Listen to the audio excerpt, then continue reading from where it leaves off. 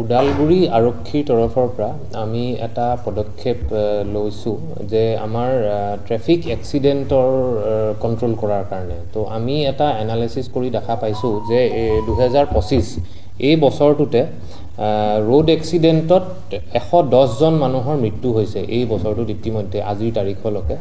আৰু প্ৰায় 130-35 জন মানুহৰ ইনজুৰি হৈছে আৰু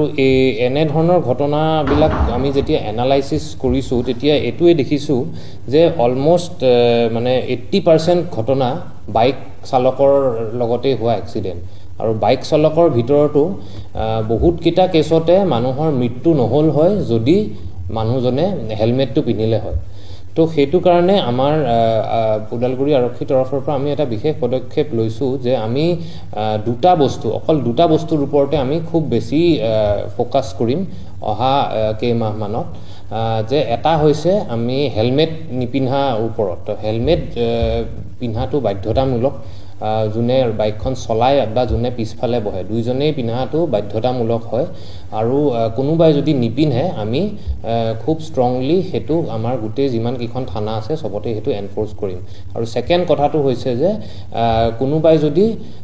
মদ খাই গাড়ী চলাই বা বাইক চলাই কাৰণ ড্ৰাইভিং আন্ডাৰ ইনটক্সিকেশন হেতু এটা বহুত ডেঞ্জাৰাস কথা কাৰণ হেতুৰ থ্ৰুদিও বহুত এক্সিডেন্ট হয় আৰু বহুত মানুহৰ মৃত্যু হৈছে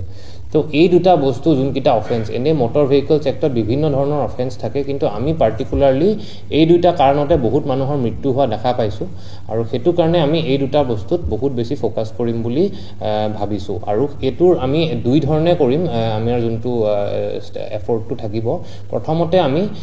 অহা 10-15 দিনৰ ভিতৰতে যিমান বিলাক আমাৰ স্কুল আৰু বিশেষকৈ কলেজেস আছে সবতে আমি এটা এৱেৰনেছ মিটিং কৰিম আমাৰ যোনকিজন পুলিচৰ সিনিয়ৰ অফিচাৰ্স আছে তেওঁলোকে গৈ এটা এৱেৰনেছ মিট পাতিব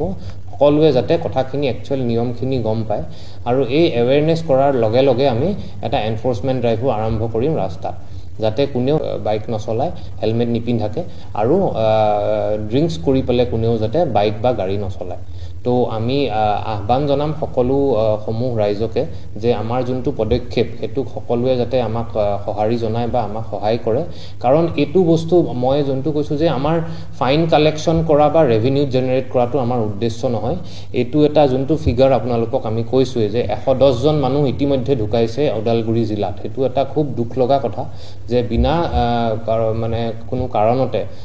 এটা আমি বহু পৰিয়াল দেখিছো এনেকে ধ্বংস হৈ যোৱা যি এটা সৰু মানে ভুলৰ কাৰণে তো এনে ধৰণৰ যোনবিলাক ইনসিডেন্ট হয় আমি যিমান পাৰো যাতে কমাব পাৰো একদম মিনিমাইজ কৰিব পাৰো হেতু কাৰণে এটো আমাৰ পদক্ষেপ আৰু আমি আশা কৰো যাতে আমাক সকলোৱে সহায় কৰে এটো পদক্ষেপ